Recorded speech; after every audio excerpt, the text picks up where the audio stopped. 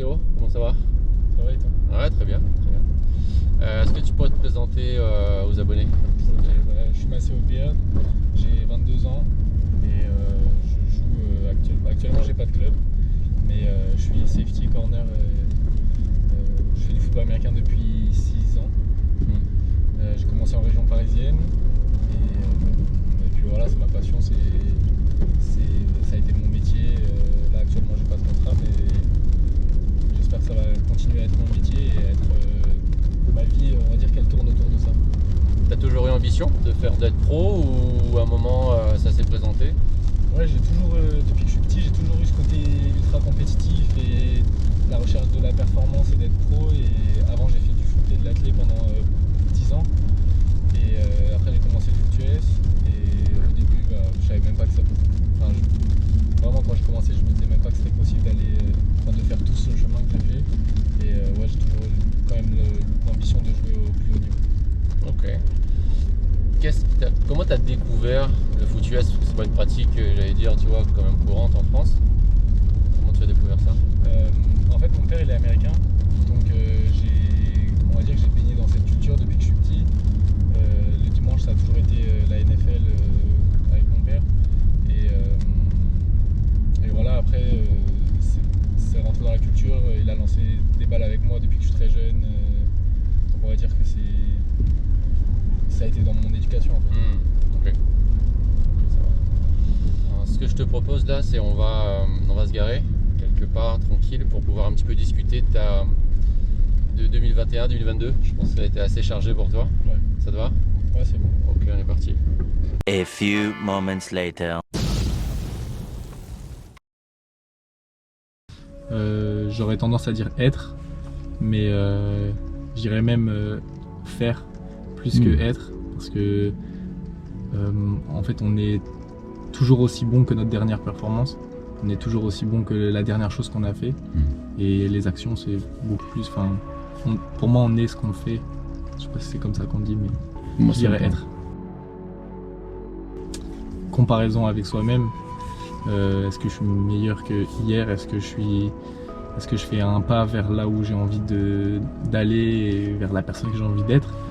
La comparaison avec les autres, au final, il y aura toujours plus fort, il y aura toujours mieux ailleurs, donc il faut se comparer avec soi-même, c'est le plus important.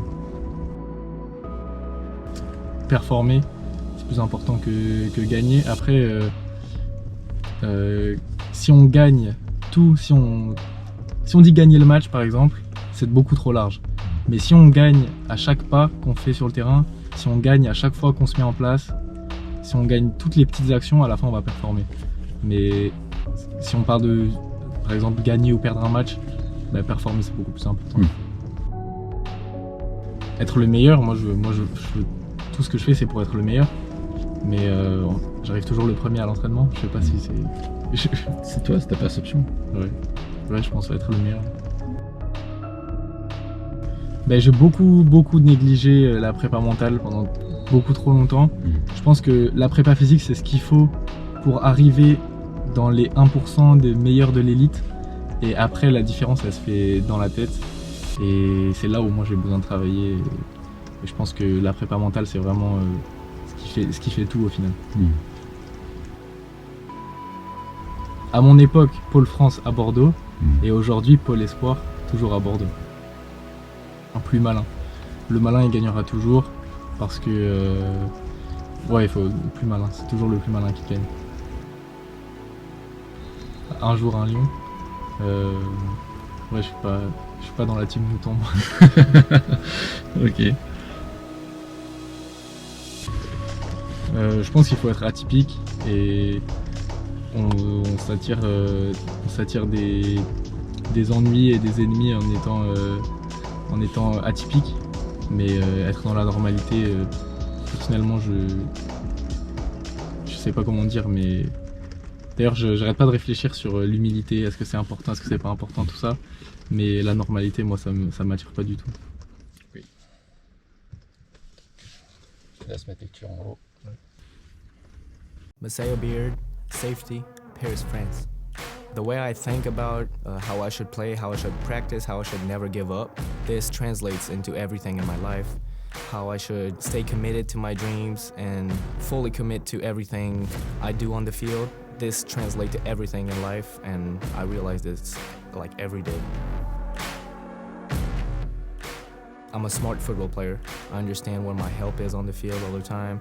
I understand everything that's around me and how smart I play the game. This is my real strength. I want to prove to every scout they can trust me and I can have an impact on a team this year.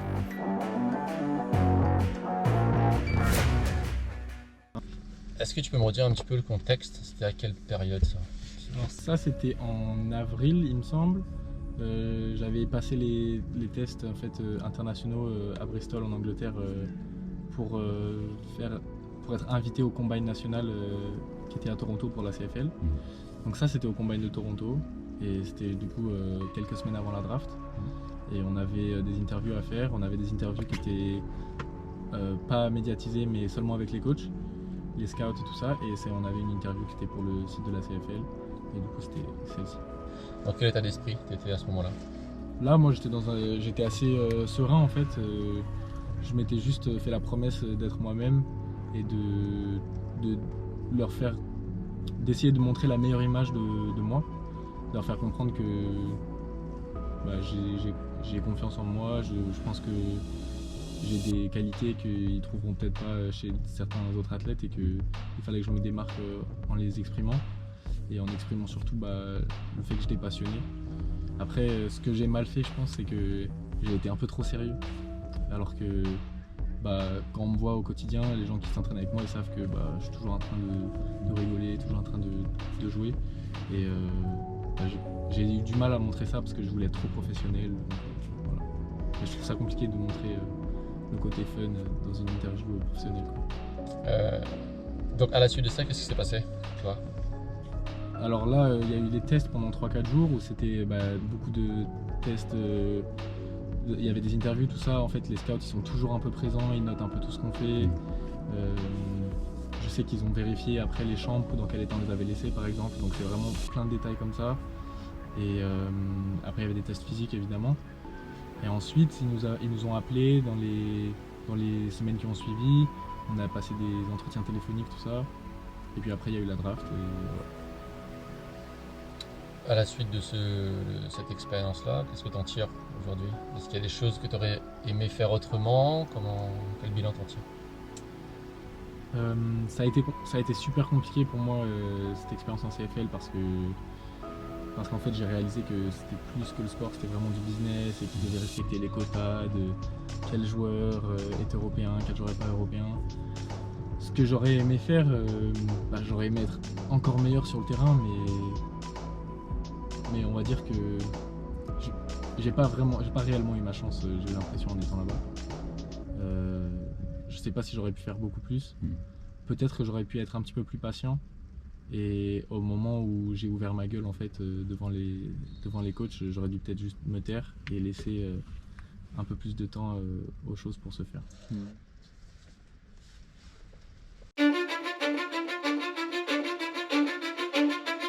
Cause I don't give a fuck what you say. Yeah, I'ma do shit my way. So you can go kick rocks, I'ma stack bricks up, build what I want to make. Yo, I got a lot of shit to say, so I'ma do this every day. I'll be writing things until I'm fucking buried in my grave. 6 feet deep under, but my body won't decay. Cause my messages are timeless, so they'll put them on display. Oh yeah, I rap with a certainty, I have a sense of urgency. A message for eternity, for everyone internally. I had some people burning me, but now they fucking learn to see I ain't the one to fuck with. Now they looking nervously, and I don't really care what you think of me respectfully. You can kick rocks if you think you're fucking better, see. I will outwork you, turn you to an enemy. Hurt you so bad that you're gonna need some therapy. I got the motherfucking recipe. I've been cooking up hits, I'ma leave a legacy. You'll be looking small when you're standing right next to me. I'm 5'10", bitch, but I'm 10 feet. Cause I don't give a fuck what you say. Yeah, I'ma do shit my way. So you can go kick rocks, I'ma stack bricks up, build what I want to make. Cause I don't give a fuck what you say. Yeah, I'ma do shit my way. Alors le contexte, pareil. Du coup, c'était le Combine international de la NFL en octobre 2021. pour la classe de IPP qui est partie du coup en janvier, qui a fait 1 mois et demi de préparation avant la draft 2022 du coup. Donc ça c'était au stade de Tottenham à Londres. Pareil, j'ai eu la chance d'être invité là-bas et l'opportunité de me montrer face à des scouts. C'est incroyable les moyens qu'ils mettent en place et tout, et de voir que finalement on a à peine un petit orteil en NFL, c'est super excitant, c'est de voir que finalement c'est peut-être possible, mais aussi décevant de voir que là-bas il n'y a pas eu de test, il n'y a pas eu d'interview avec les scouts, il n'y avait pas d'équipe qui était présente, c'était vraiment organisé par la NFL, et de se rendre compte qu'on était vraiment basé sur des tests athlétiques, que notre passé du football ça les intéresse pas réellement, de voir comment on joue sur le terrain, ça compte pas, et en fait c'est tout dans les capacités athlétiques. Tu penses qu'est-ce qu'ils sont venus chercher en fait? Des monstres? Qu'est-ce qu'ils sont venus réellement chercher? Ouais, ils viennent chercher des gens avec des gabarits hors normes, quelque chose qu'ils peuvent pas trouver aux États-Unis.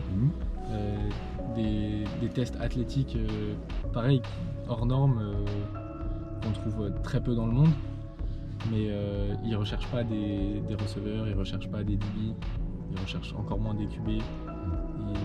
Ils vont chercher des joueurs de ligne qui partent déjà avec 2 mètres et 150 kg, qui est compliqué à trouver partout dans le monde. Toi, tu t'en es rendu compte pendant les genres de tests ou avec du recul après? Je m'en suis rendu compte assez rapidement quand on voit l'attention qu'il portait au mec qui était un monstre, et l'attention qui me portait à moi, et en fait j'ai comparé mes résultats aux tests athlétiques avec les gars de ma position en NFL, et en fait je suis avec eux, je fais des tests qui sont similaires, parfois qui sont même meilleurs. Dans mon gabarit je suis souvent au-dessus des gars de ma position, tout ça, donc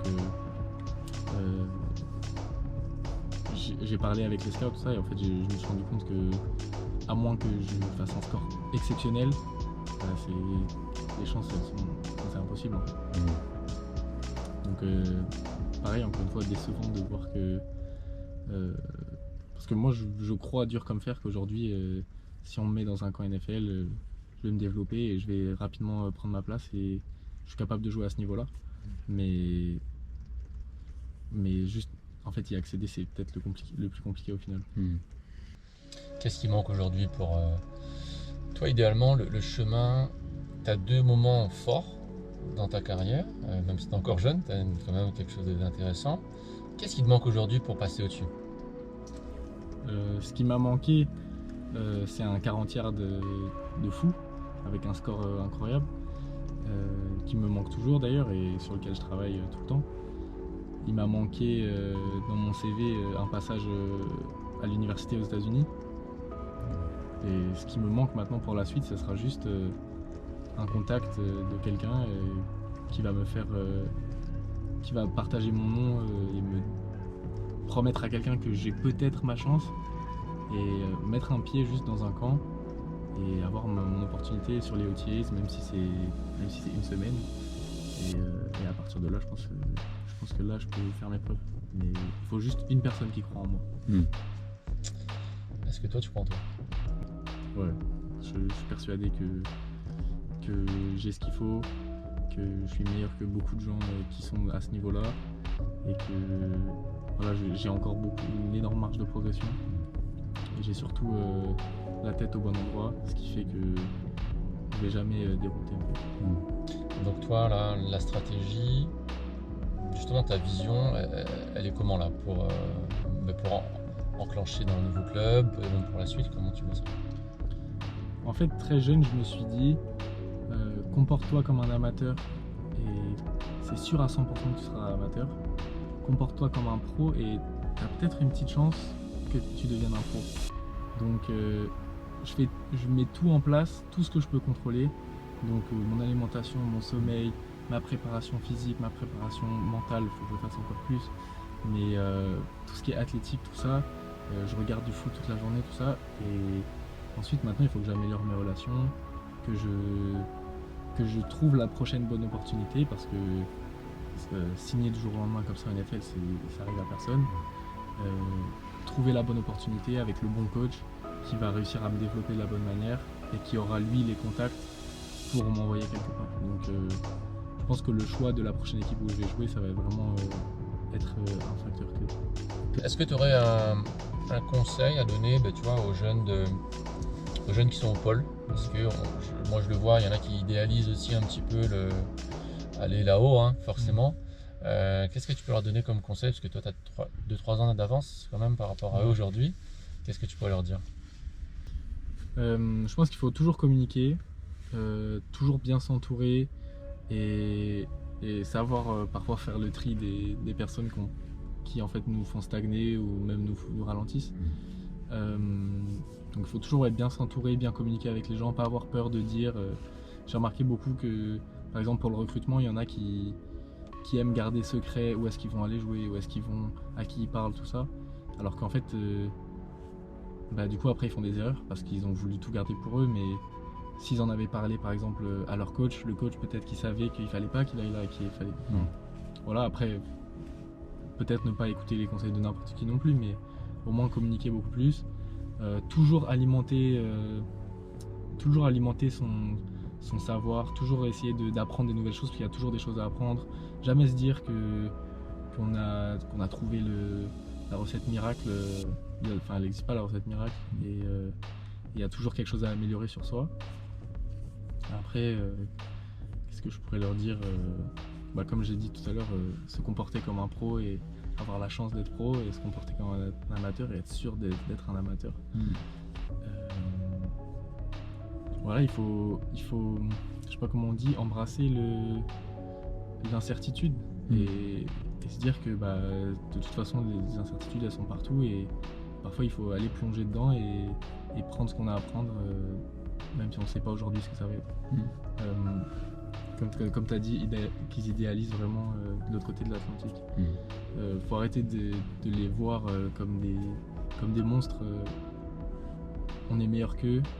Les Français ils ont énormément de talent et peut-être que ça rend mieux parce que c'est mieux médiatisé là-bas, mais en réalité une fois qu'on est sur le terrain contre eux, on est aussi fort qu'eux, voire beaucoup plus fort qu'eux. Qu'est-ce qu'on peut te souhaiter là, dans les mois à venir? Quelles sont les étapes importantes? Pour la suite, c'est du coup trouver la personne qui va croire en moi et qui va m'aider à faire le prochain pas pour aller au prochain niveau. Mais j'ai appris cette année à vraiment être où sont mes pieds et à travailler sur l'environnement présent et arrêter de me frustrer en fait à imaginer là où je devrais être, là où je voudrais être, là où je voudrais aller, là où j'aurais aimé aller, mais en fait profiter du moment présent et justement cette incertitude du futur, de l'avenir, je peux créer la meilleure opportunité demain juste en contrôlant ce que je fais aujourd'hui. Donc en m'entraînant de la meilleure manière et en ayant la meilleure hygiène de vie par exemple et en performant en fait de la meilleure des manières. L'incertitude, je vais la pousser vers là où j'aimerais aller, mais vraiment me concentrer sur là où je suis aujourd'hui. Prouver qu'il en fait.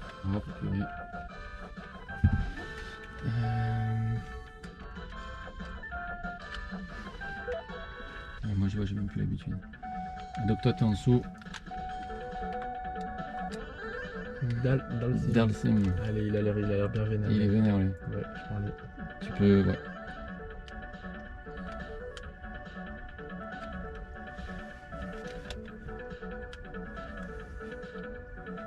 Ouais, il a l'air pas content de Dalsim. Je pense qu'ils m'ont fait des gros pecs en plus. Par contre, je suis vraiment un gros. Ah pareil, hein, ouais, ça fait un moment que je l'ai pas joué. Ok, ça c'est pour sauter. Si je perds, on supprime l'interview. Oh là là. Je maîtrise un petit peu, mais. Comment on fait les super pouvoirs magiques Non, ça va pas du tout là. Alors, le pied gauche là. Ouais, et on voit. Oh putain.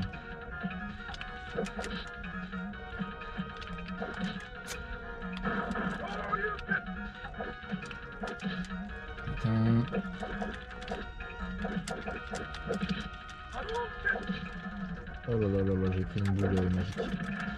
Oh non, non, non, non, non, relève-toi. Oh, je suis sonné. Balance.